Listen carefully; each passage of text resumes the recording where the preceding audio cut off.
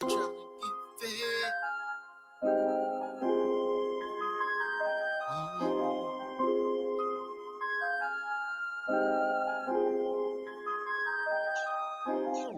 Still an everyday struggle trying to get fed. Need a spot at the table for my daily bread. Wonder why we thuggin', though we misled. It's dog when we trying to break the daily bread. You can't feel the hunger through an op-ed. We gon' cover how we suffer for the daily bread. Sometimes that pressure make me feel like I'ma lose my head. To make sure my MCs get their daily bread. Waking up to the traffic in the sunrise. Just another day trying to strategize. Mama running late for work, think it's strike two. Third job this year, cause it's nothing new. Trying to stay in school, trying to learn something. It's hard to get your mind right when your ribs touch. Teacher think I'm mugging, that's just hunger pain. I'm being cinematic, but it's Hunger Games. Try to play it off, mute the suffering. But my stomach break the silence when it's rumbling. So it's quarter cakes, chips, and ramens. Hunger is something 1 in 5 shorties got in common. Hit up corner stores, no fresh markets around. Sustain it from the shelf, no food straight from the ground. Multiply that times all the hoods in my town. We playing in the field, but nobody working the ground. Still an everyday struggle trying to get fed. Need a spot at the table for my daily bread. Wonder why we thuggin', though we misled. It's dog when we trying to break the daily bread. You can't feel the hunger through an op-ed. We gon' cover how we suffer for the daily bread.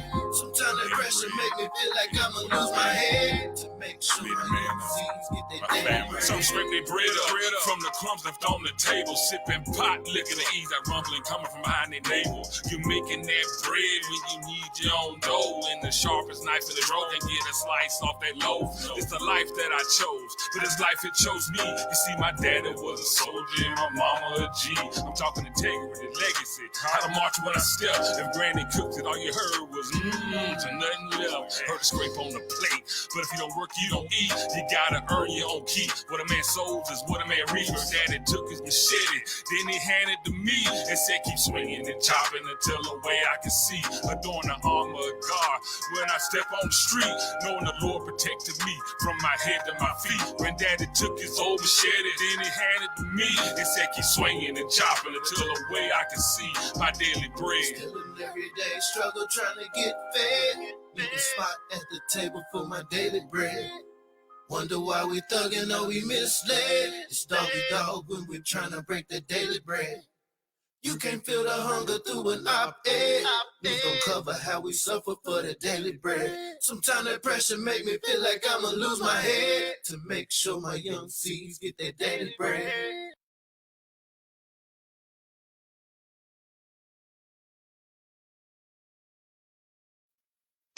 What's growing on? What's growing on? What is growing on? Welcome back to the B1AG Daily Podcast Show. I am John Henry Harris, and we also have Farmer Brian EMC. Welcome, welcome, welcome. I hope you're having a wonderful day. Hope the sun is shining your way, and I hope you get a face full of that sunshine today. All right. Now, today's show, I don't know, man. It just seems like each day that goes by gets weirder and weirder. But this show is this topic comes out of Florida, and a company called Oxitec is releasing 140,000 genetically modified mosquitoes into the ecosystem in Florida. What possibly can go wrong? So today's topic that we're going to hit is called Buggin' Out. Florida releases GMO mosquitoes. And again, what possibly could go wrong with releasing genetically modified insects into an ecosystem that has been sustaining itself for thousands and hundreds of thousands and millions of years? What possibly could go wrong? Well, we're going to dive deep on that. But before we do, let's take care of a little house cleaning. I do need to read the copyright Disclaimer. Under Section 107 of the Copyright Act of 1976, allowance is made for fair use purposes such as criticism, comment, news reporting, teaching, scholarship, and research. Fair use is a use permitted by copyright statute that might otherwise be infringing. Nonprofit, educational, or personal use tips the balance in favor of fair use. All right. So now that we got that taken care of, Farmer Brown. They got fake mosquitoes, bro.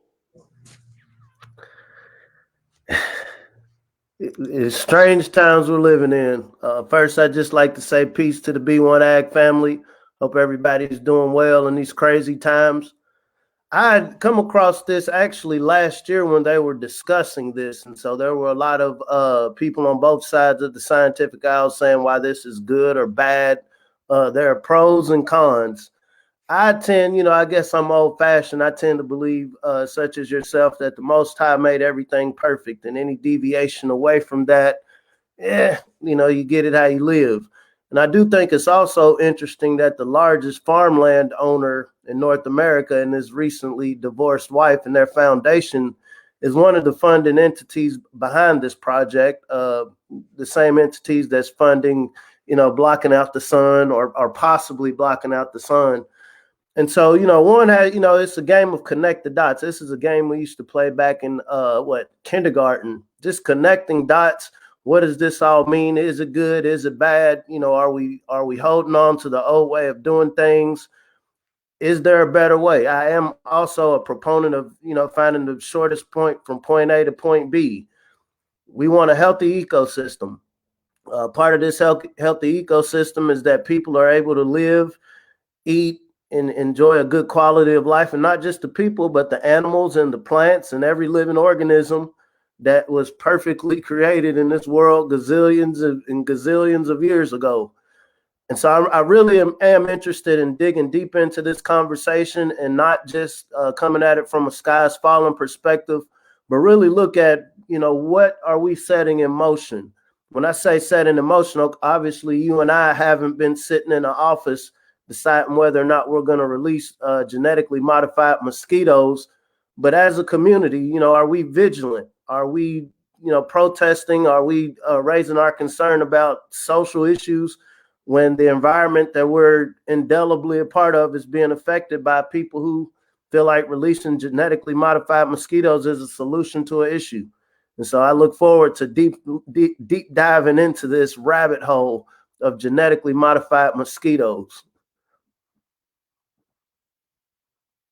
Now, Farmer Brown, I know the reasoning they're giving us for wanting to genetically modify these mosquitoes are to decrease the amount of, like, they're trying to stop the mosquitoes from spreading these diseases.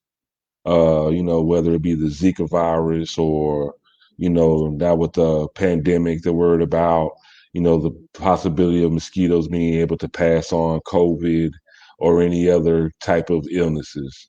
And their plan is to, just slowly, systematically, basically kill off the mosquitoes that pass these diseases. But like I said, and I say this very sarcastically, what could possibly go wrong? So we're gonna, before we dig too deep, we are gonna look at, just so we can all be on the same page as far as what's going on with these genetically modified mosquitoes. We're gonna take a look at a video showing exactly what's going on. So B1AG family, pay attention.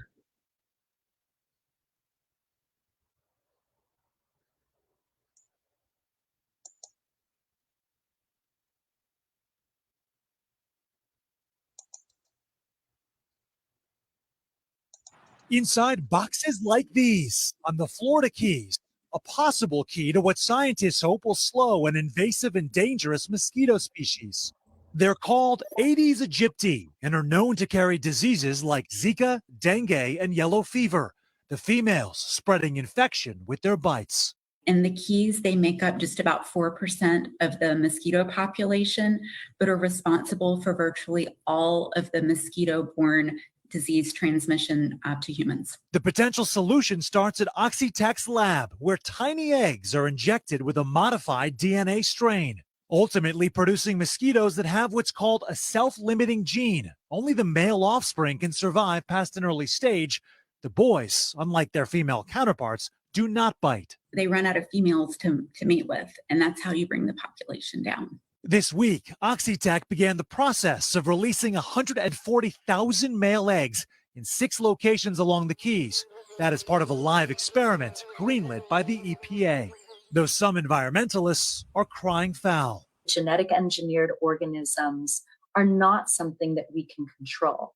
Evolution will find its own way. This isn't disrupting anything within the environment naturally? We haven't seen that, no, and we are targeting the Aedes aegypti that is invasive. The company says similar projects in Brazil led to a 94% reduction of the targeted mosquito population and point out their research is peer-reviewed. Locally, residents buzzing about benefits and risks of unexpected consequences. My gut feeling says it's probably not a good thing. We don't know enough about it. The EPA says they conducted an extensive risk assessment based on the best available science and does not expect the trial to have adverse effects to animals in the environment. Does this represent the potential for greatly reducing the amount of Zika or dengue fever that's prevalent in a community? We hope so. That's why we're doing this. The debate on this one's crystal clear here. Okay, so we know this is going on in Florida, Sam. Are they planning to bring this project anywhere else in the U.S.? Yeah, that's the game plan, Hoda. And here's the thing. The mosquitoes only travel a few hundred yards, so this is very surgical. But if it works here, it can be exported to other places, not just to Florida, but across the world. This company, Oxitec, has used similar technology in places like Panama, Malaysia, Mexico, Brazil, as we mentioned. So it's been out there. They've used it for taking care of pests that destroy crops and now also disease. Guys, back to you. All right, Sam Brock for us there. Sam, thank you.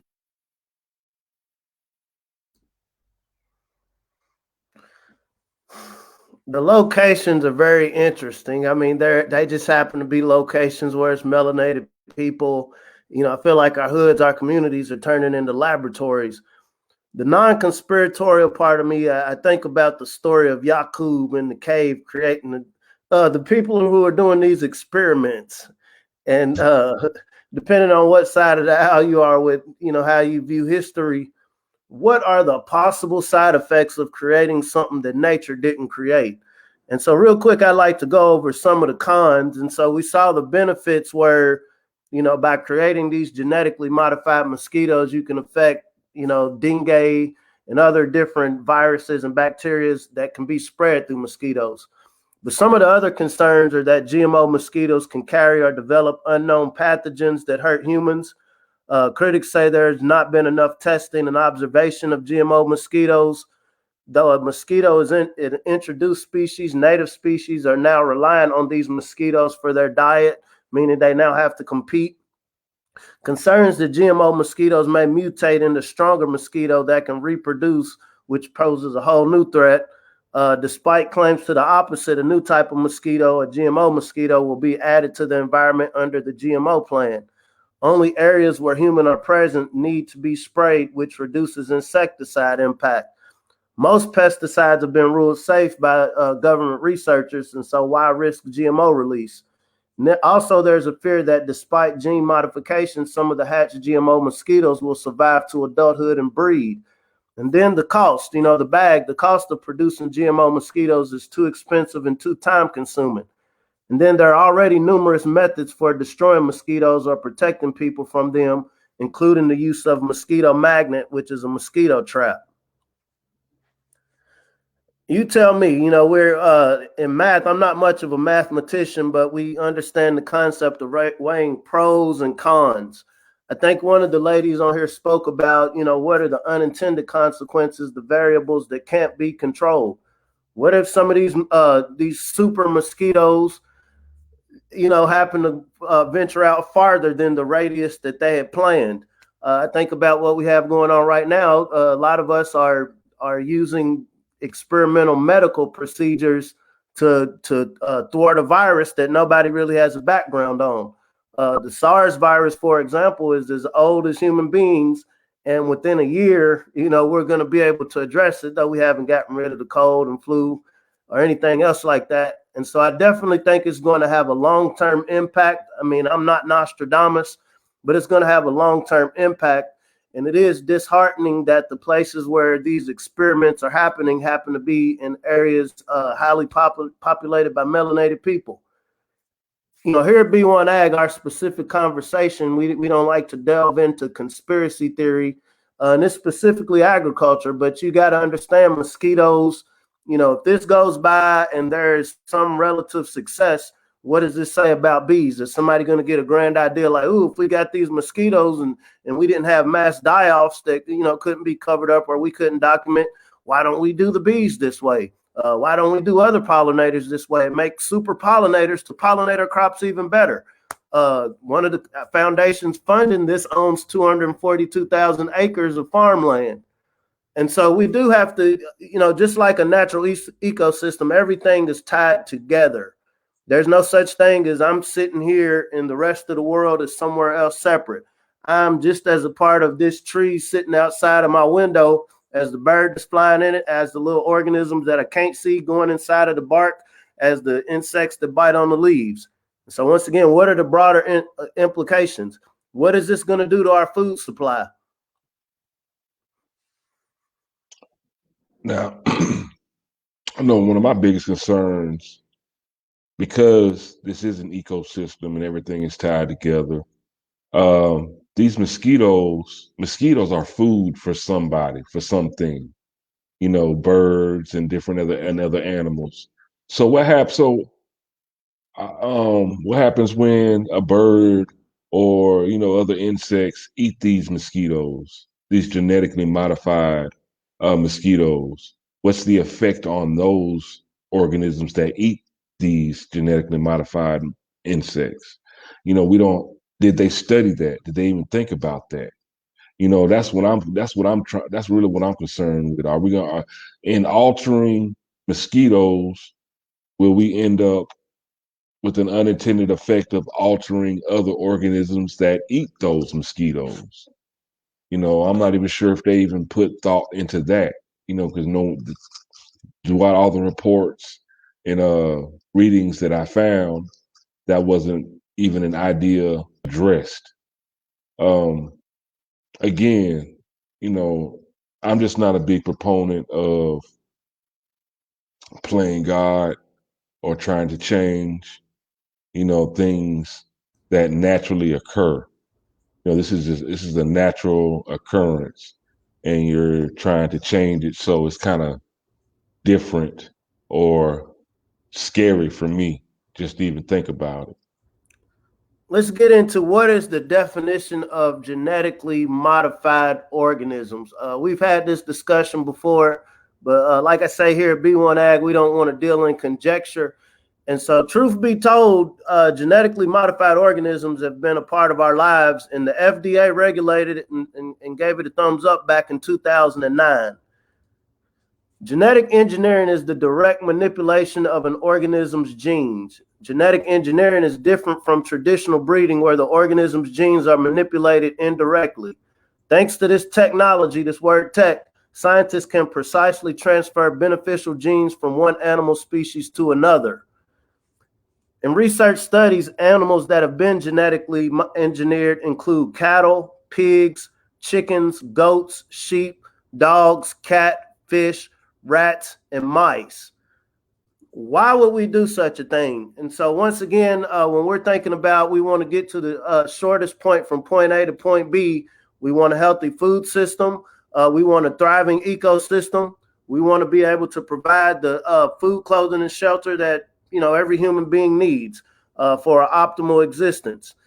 And so what happens when, okay, I'm in a cold area, but I want to eat an animal, I want to eat a plant that only does well in a warm area?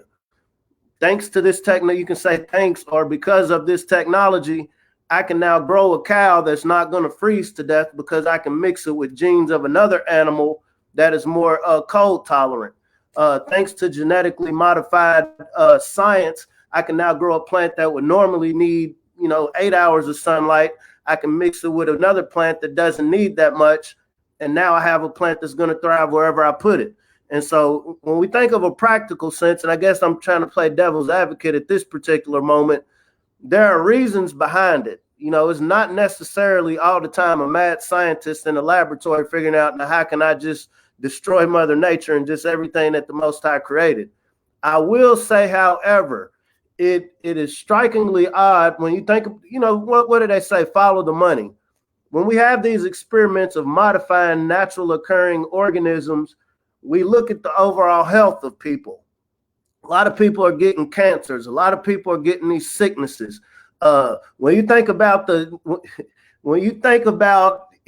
of these children, some of these young people that are growing up way too quick, this is as a result of adding certain hormones to make the chickens grow quicker, the turkeys grow quicker.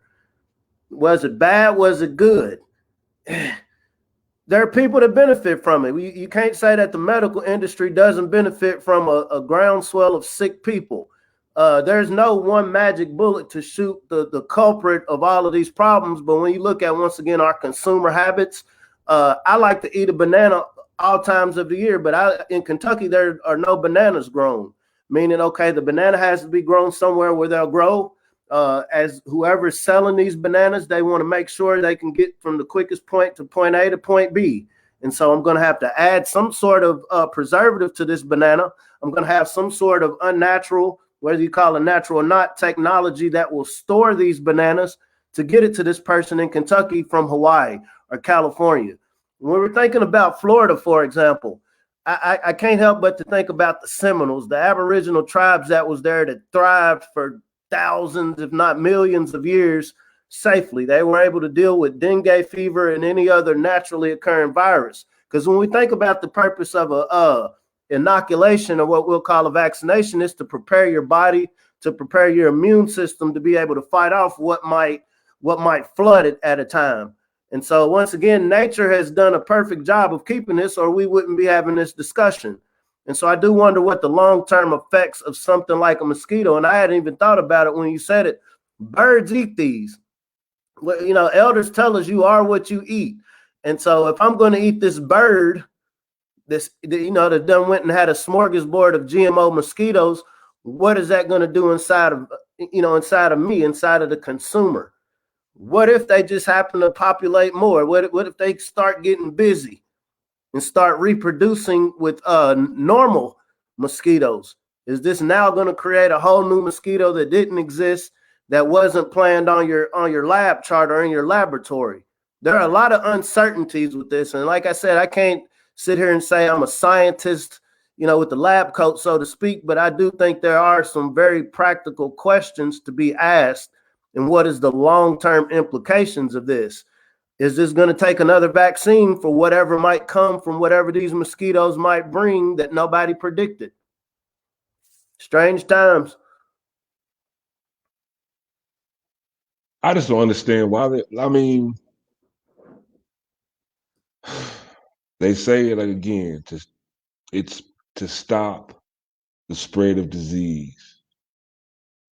But introducing an alien, but basically this is an alien creature into the ecosystem. Like, how do you feel? How does one feel comfortable in doing that? Like, how do you even feel comfortable enough? I'm gonna introduce this alien species into this ecosystem and think it's gonna be okay. I just don't understand. You think about a few weeks ago, I had to be conscientious of my words. So I think the people at Johnson & Johnson, there's a critical mass of people to work at Johnson & Johnson that have the best interests of humanity at heart. I want to create a great product, whether it's powder, whether it's any sort of medicine or anything that can help people. But we saw there was a plant, I want to say Baltimore, there were 15 million doses of a particular experimental medical treatment that went bad because of human error.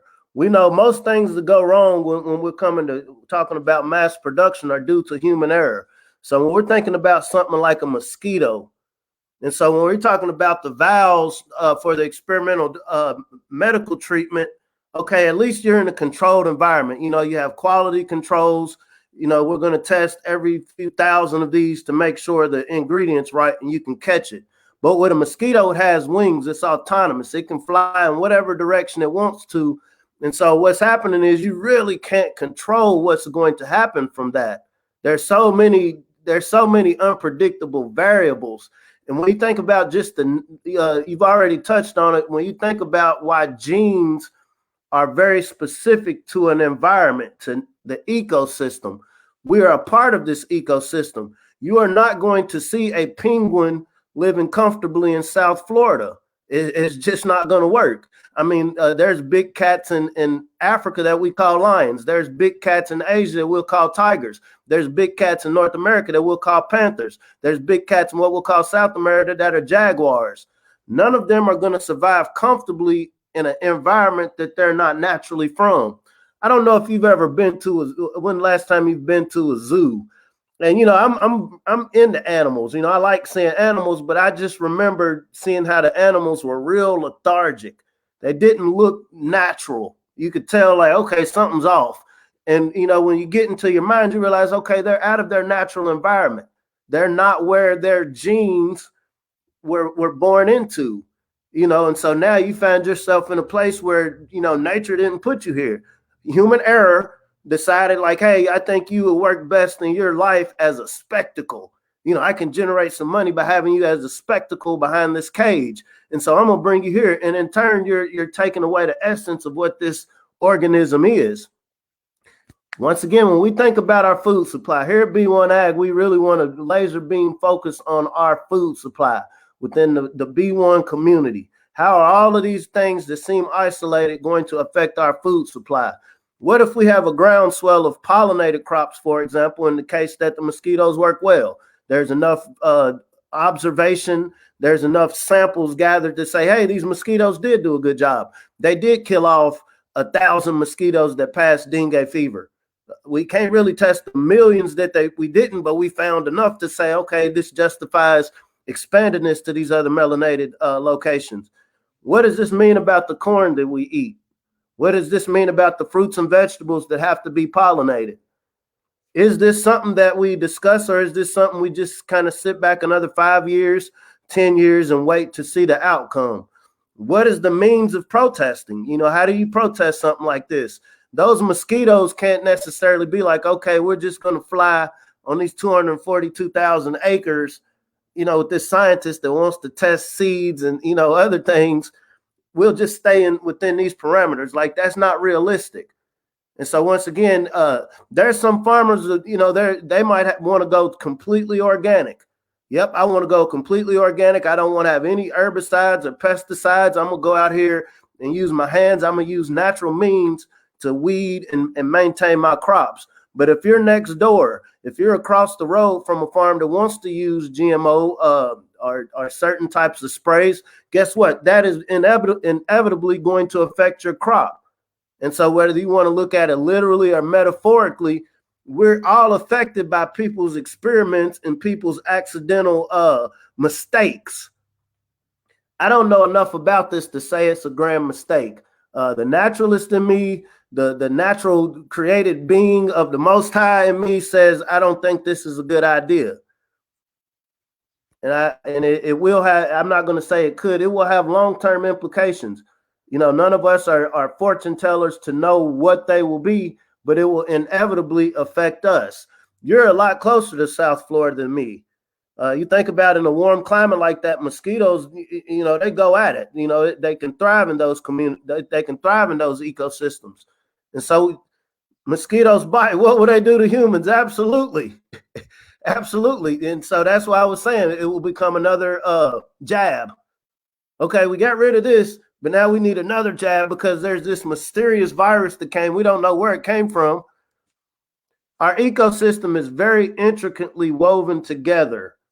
Very intricately woven together. My skin is the color it is specifically because of the ancestors I came from, who came from a specific area that had a direct connection to sunlight, They had a direct diet from wherever they were at that they ate, and it formed their genes. And each gene replication or each generation, these genes form what you see talking to you in front of this computer. I'm totally not what my ancestors were, and I don't know if that's good or bad. But, you know, when we talk about this black to the garden, it means getting black to the essence of what it is we are. Anytime you're wanting to figure out a problem, sometimes you just got to realize, okay, maybe I've gone too far to the left. Let me get back to zero. You know, before I can, you know, you can be the fastest runner in the world, but if you're running in the wrong direction, the faster you run, the worse, you know, you don't do any justice for yourself. And so when we think about where the science is going, and I would also encourage anybody that happens to watch this and have some young folks that they're wanting to get them, you know, on a good path to getting into the sciences. You noticed in that laboratory, it wasn't a lot of representation of melanated people, and the laboratory where they want to run these experiments are melanated communities. How do we inspire our people to see the value in at least being in these spaces? Not as a token, not as the only one, but as a conscientious individual. Hey, I'm a part of a community that's going to be affected by this, whether we participate or not. It's better to have somebody in these laboratories participating, at least raising certain questions. Going back to, you know, they're making it rain on these HBCUs, and I know a lot of these HBCUs have some great science programs. We need to flood every opportunity that we can insert ourselves, insert our intellect, insert our passion for our communities into these spaces that affect them. We have to get into it, because I imagine we'll have a lot of bugging out going on as time progresses. A few months ago, we were talking about this zombie apocalypse that the CDC had put up, and they were just talking about survival. But were they? I can think of how GMO mosquitoes, the sister brought up bites. These are things that can change your genes. I just got bit by something that's not natural. So whatever it just injected me with this proboscis is going to affect my DNA.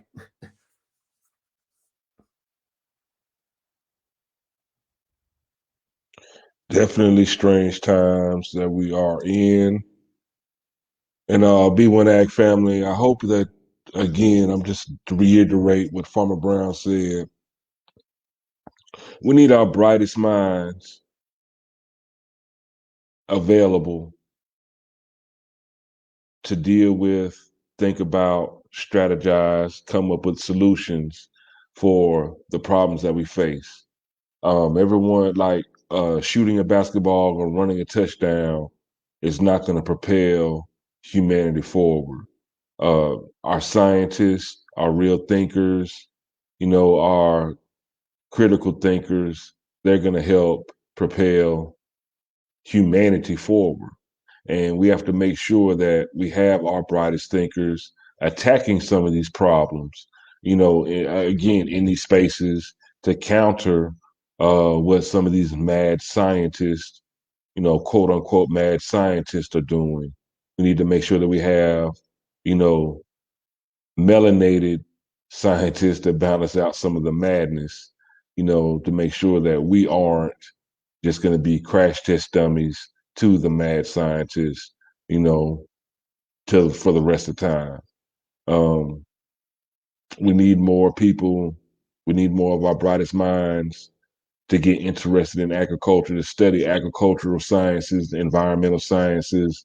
We got to grow more food, y'all. We need to shore up our local food system, and we need some of our brightest minds to help us do so. Now, we do have a class that's starting. It's actually up now. We can get Black to the Garden. You can sign up at healthyblackfood.com, and you learn how to grow your own food. The promo code for the is podcast. And if you use that promo code podcast, you get an instant 30% off. It's a great class. It's planting a seed, and we're trying to make sure that the melanated family reaps a bountiful harvest from here until forever. You know, that's the goal. That is the goal. And Ag Motivation 101, How bad do you want to eat? That's physically as well as metaphorically. How bad do you want to eat? You know, if you really want to eat that bad, you want to make sure that you and your family are eating. If you want to know where the money is at, where the bag is at, the bag is located in ag. It's $1 trillion a year industry. We have very little representation in it. The more we have representation in it, the better for not only the B1 family, but the better for agriculture as a whole. Because when the bottom makes gains, the gains are compounded and mean more. You know, when you have people on the bottom making gains, it's more important than people at the top making gains. Because we have people at the bottom making gains, the gains are exponential. And that's what's very important. I got a question for you, bruh, and the viewers. I don't know. At what point did humans, we talk about the Garden of Eden, but let's talk science. Here at B1AG, we like to be as concise as possible. At what point do we understand, outside of having thumbs, where do we propel into a natural occurring species that learned how to put on clothes? Because there's no animals that do agriculture. There are no animals that we know of that create skyscrapers with air. Ants create very efficient ant mounds. There are burrowing animals that are able to create burrows that can protect their young, food, clothing, and shelter. At what point do we change? And I guess for the sake of conversation, I would say there was some sort of science. Science. We keep getting back to this word science. I take it back to this concept of Yakub and what was created in the cave, whether you believe in that story or not. And I'm saying this point to say this isn't the first time that humans or mankind, kind of like man, has decided that, we're going to take these natural organisms and we're going to mix them and splice them. And in the Bible, depending on if people look to the Bible as a history book, the world was flooded. It got to a point where you have these centaurs, you have these half man, half horses, you have these cyclops, you have all of these beings that have been spliced. You think about Dolly the sheep that was created in a petri dish. What do they say? I won't become by water, but fire next time. And I'm not a conspiracy theorist at all. I just like to think about things. It's all. I got so much time on my hand. I just like to think about these things. But I do wonder, as we're in these strange times where there's all sorts of new dynamics going on that none of our brains have ever thought about. Do you know my children? They don't even know how to talk completely, but they know how to put a mask on. Their genes have been affected because they've been around enough people for a year, and they're still in their developmental stages to know to put a mask on. They don't know why they're doing it, but it's become a part of their culture. My son has never seen me perform, ever. He's never seen dad perform, but he knows how to do the chicken leg shuffle. And he said, Farmer Brown. Anytime he sees my work logo or green and gold, he says, Farmer Brown, Farmer Brown. His genes are affected. When we get to a point as a society where we just allow all of these things to happen around us with no scrutiny, no question, we just assume that, okay, well, somebody's doing something and I'm going to go about my business and do what I do. All of these things are connected, family, all of them. It's very complex to figure out how they tie together, but nothing exists within this orb or whatever, whether Earth is flat or round, I don't know. I've always been on the ground other than in an airplane. We're a part of it. We have to see ourselves as a part of it. It's one thing we're sitting here talking about it, but we have to understand how closely tied we are with this environment around us. You can't swat away, I could take a picket sign and maybe swat away a couple of these mosquitoes if they get out of hand. But there's only so much that protesting is going to do for us. And I'm not denigrating the importance of protesting and speaking up, using your voice. But what are the activities we're taking? What are the discussions we're having within our households? Right now, I feel like it's a gold mine sitting in front of us when we start putting our black brains back into just making a better planet. Not waiting or asking somebody else to make the better planet. make a better planet, and consider us to have a nice space, but really creating a space that doesn't exist. It doesn't exist right now. All of the resources that the Most High or Earth, the universe, whatever you want to call it, is going to provide is already here. All of the resources and chemicals that were used to make these mosquitoes already existed. And there were X amount of individuals and organizations and foundations that decided, yeah, this is our best use of these chemicals. This is our best use of these laboratory facilities. This is our best use of these brilliant minds to come up with something that can get rid of something. And so whether it was nefarious or whether it was just purely conjecture or scientific, we don't know. But we've seen that we get good at basketball, we get good at sports, we get good at entertainment, we get good at a lot of things, any things that we place importance on culturally.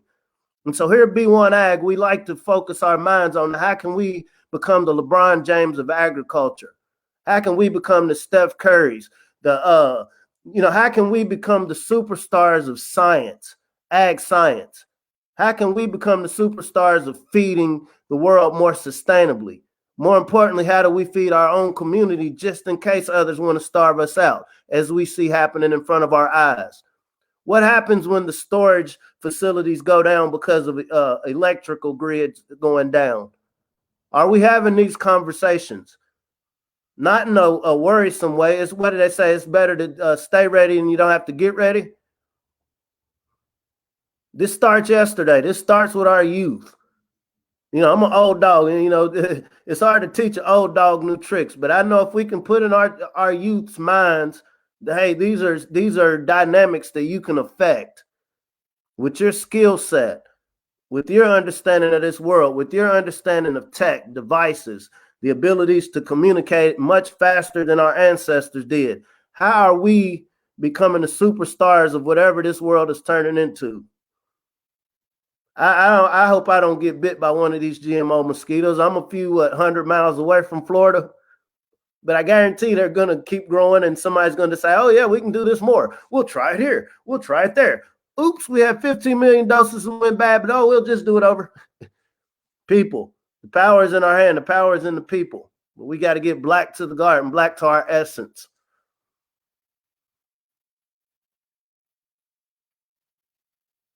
And there it is. B1AG family, let's get back to the garden. Healthy food, healthyblackfood.com. Healthyblackfood.com. Learn how to grow your own food. It's a great course, very informative, and it's real. And use the promo code podcast. You'll get an instant 30% off. And also, if you have any questions for me and Farmer Brown, or Farmer Brown and I, send all your questions to b1aghiphop@gmail.com. And also, we would love to see your home growing operation. Whether it is just a pot with one plant, or you have a whole garden, or if you have a whole field of stuff growing. We would love to see you and your loved ones doing what we were put here to do, and that's exert our dominion over the land in a positive way to bring forth life. We're all about life here and having a growth state of mind. Okay, so bugging out. Florida releases GMO mosquitoes. I'm glad I got a bug light, not a Bud light, not BUD light, Bud light, a bug light, because I'm zapping all of them. Zap, zap, zap, zap, zap. I'm electrifying. I'm tasing all insects. Moving forward, hoping I don't get bit, and I pray that these GMO mosquitoes don't alter the DNA of these animals that are already here. It is our ecosystem is so valuable as well as fragile that I hope we don't mess it up. But I just, again, it's just the days and times we live in. I just hope we continue to be prosperous. B1AG family, going to keep this discussion going. Leave all your comments in the chat. We do read everything. Make sure that you send us an email if you have any more questions, comments, or just pictures of y'all growing. b1aghiphop@gmail.com. Also go to healthyblackfood.com. Use the promo code podcast. You get 30% off. Well, this has been a great topic. I hope you enjoyed it. I hope we gave you some bread on your plate today to give you something to think about. Hope you can encourage someone, a younger person, the youth, to go into these environmental sciences, ag tech, ag sciences, STEM fields, because we are facing a lot of environmental problems and questions and difficulties, and we need the collective world's best minds as a whole, to deal with these issues that affect all of us on a daily basis. And we definitely need our representation there. We are more than athletes and entertainers, and have always been more than athletes and entertainers. And it's about time we reclaim that in this ecosystem. So, Farmer Brown, you know what time it is. You gotta let the people know that if they really want to know something, what do they need to do?